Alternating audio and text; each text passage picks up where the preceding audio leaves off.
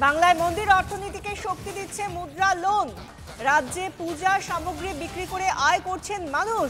পূজা সামগ্রীর বিক্রেতাদের শক্তি যোগাচ্ছে মুদ্রা লোন। রাজ্যে মুদ্রা লোনে উপকৃত ছোট ব্যবসায়ীরা। পূজা সামগ্রী বিক্রেতা ব্যবসা বাড়াচ্ছেন মুদ্রা লোনের সাহায্যে। এই ব্যবসায়ীদের ভাত মারতে চাইছে শাসক। মন্দির অর্থনীতির বিরোধিতা করছে তৃণমূল। মুদ্রা লোনকে সর্বস্তরে পৌঁছে দিচ্ছে না কেন শাসক? ভাত দেওয়ার মুরদ নেই কিলমারার গোসাই। আর কত রাম মন্দির নির্মাণ, ধর্মস্থান, পর্যটনকে অপমান করবে বিরোধীরা? মুদ্রা লোনে উপকৃত হয়েছেন দেশের 30 কোটি প্রান্তিক মহিলা। উল্লেখযোগ্য, এর মধ্যে পশ্চিমবঙ্গে সবচেয়ে উপকৃত হয়েছেন পূজা সামগ্রী বিক্রেতারা। আজ বাজেট পেশের সময় কি বললেন অর্থমন্ত্রী নির্মলা সীতারামন, শুনুন।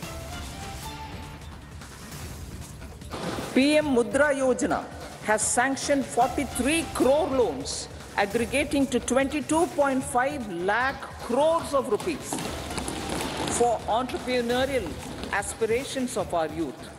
Besides that, Fund of Funds, Startup India and Startup Credit Guarantee schemes are assisting our youth. They are also becoming Rozgar Data.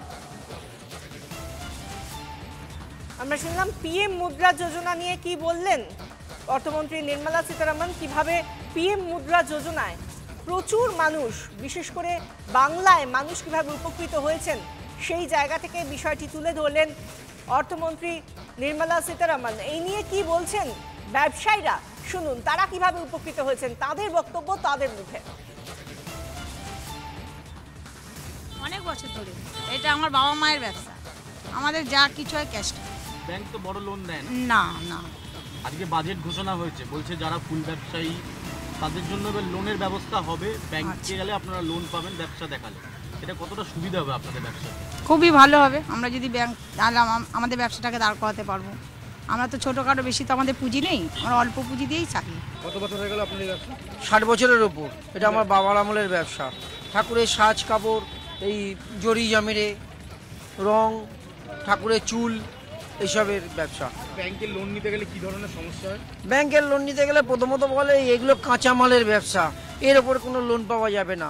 তারপরে আরও হ্যারাসমেন্ট নানা রকম, এই মাল আপনাদের বিল লাগবে।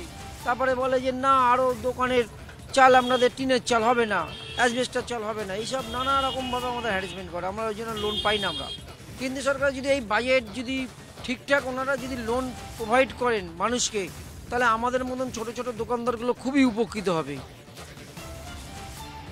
ছোট ব্যবসায়ীরা তারা বলছেন যে কিভাবে তারা উপকৃত হতে পারেন এই প্রধানমন্ত্রী মুদ্রা লোন থেকে।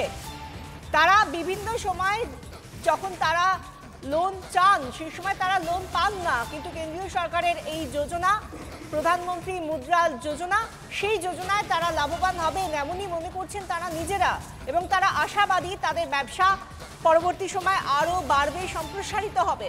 বিজেপি বিধায়ক শঙ্কর ঘোষ এই নিয়ে কি বলছেন, শুনুন। আমাদের মাননীয় প্রধানমন্ত্রী একটি কথা বলেছিলেন, সেটা হচ্ছে যে বিকাশ এবং আমাদের heritage, development and our heritage, বিকাশ এবং ঐতিহ্য।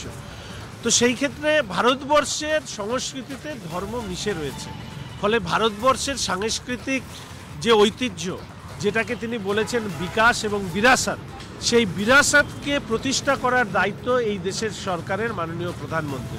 ফলে স্বাভাবিকভাবে ভারতবর্ষের সনাতন সংস্কৃতি, তার দীর্ঘ ইতিহাস, সেই ইতিহাস ভারতবর্ষের মানুষ শুধু নয়, সারা পৃথিবীর মানুষ পাশ্চাত্যের কাছে খুলে দেওয়ার প্রয়োজনেই সেটাকে যখন তিনি সামনে আনছেন, আমার মনে হয় ভারতবর্ষের সব মানুষের খুশি হওয়া।